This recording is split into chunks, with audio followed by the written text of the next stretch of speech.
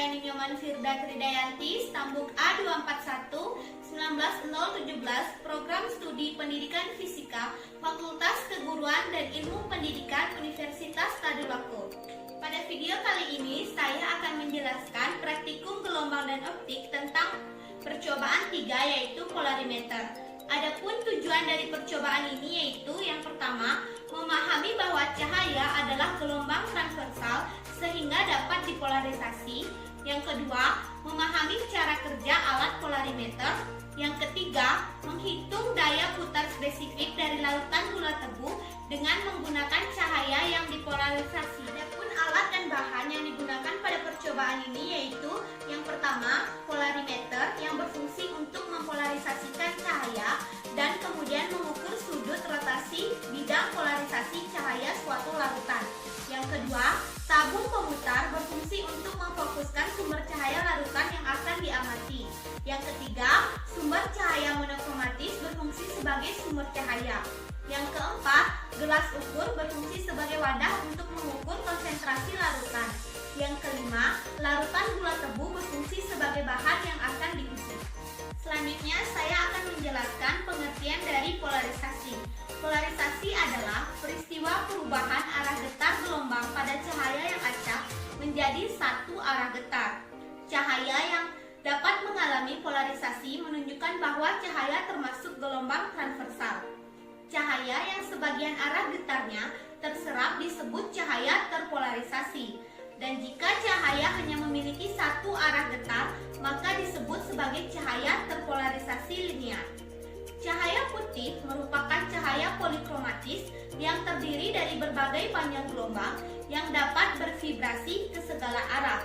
Cahaya putih dapat diubah menjadi cahaya monokromatis atau cahaya yang hanya terdiri dari satu panjang gelombang dengan menggunakan suatu filter atau sumber cahaya yang khusus. Cahaya monokromatis ini disebut cahaya terpolarisasi.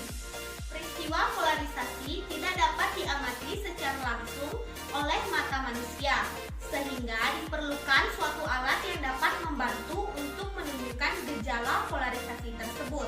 Melalui polarimeter, gejala polarisasi dapat ditunjukkan. Selain itu, melalui alat ini dapat dilihat pula bagaimana larutan optik aktif seperti larutan gula dapat membelokkan cahaya yang telah dipolarisasi. Selanjutnya, saya akan menjelaskan prinsip kerja dari polarimeter.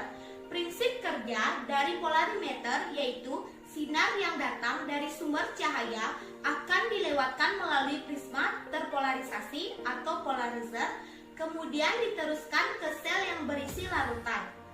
Akhirnya menuju prisma terpolarisasi kedua atau analiser. Polarizer tidak dapat diputar-putar, sedangkan analiser dapat diatur atau diputar sesuai dengan keinginan. Bila polarizer dan analiser saling tegak lurus atau bidang polarisasinya juga tegak lurus, maka sinar tidak ada yang ditransmisikan melalui medium-medium di antara prisma polarisasi. Peristiwa ini disebut tidak optik aktif. Jika zat yang bersifat optis aktif ditempatkan pada sel dan ditempatkan di antara prisma terpolarisasi, maka sinar akan ditransmisikan. Putaran optik adalah sudut yang dilalui analiser ketika diputar dari posisi silang ke posisi yang baru yang intensitasnya semakin berkurang hingga nol. Untuk menentukan posisi yang tepat sulit dilakukan. Karena itu digunakan apa yang disebut setengah bayangan atau bayangan redup.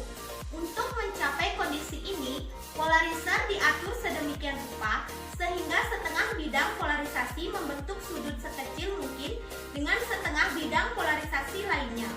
Akibatnya, memberikan pemadaman pada kedua sisi lain, sedangkan di tengah terang. Bila analiser diputar terus setengah dari medan menjadi lebih terang dan yang lainnya redup. Posisi putaran di antara ini terjadi pemadaman dan terang tersebut adalah posisi yang tepat di mana pada saat itu intensitas kedua medan sama. Jika zat yang bersifat optik aktif ditempatkan di antara polarizer dan analiser, maka bidang polarisasi akan berputar sehingga posisi menjadi berubah. Untuk mengembalikan ke posisi semula, analyzer dapat diputar sebesar sudut putaran dari sampel. Dalam praktikum polarimeter menggunakan sumber cahaya monokromatis karena sinar monokromatis ini akan melewati suatu prisma yang terdiri dari suatu kristal yang mempunyai sifat seperti layar yang dapat menghalangi jalannya sinar, sehingga dihasilkan sinar yang hanya mempunyai satu arah bidang dekat yang disebut sebagai sinar terpolarisasi. Demikian penjelasan singkat dari saya mengenai polarimeter. Kurang dan lebihnya saya mohon maaf. Semoga video ini dapat bermanfaat untuk teman-teman sekalian. Wassalamualaikum warahmatullahi wabarakatuh. Shalom. Om Santi Santi Santi Om.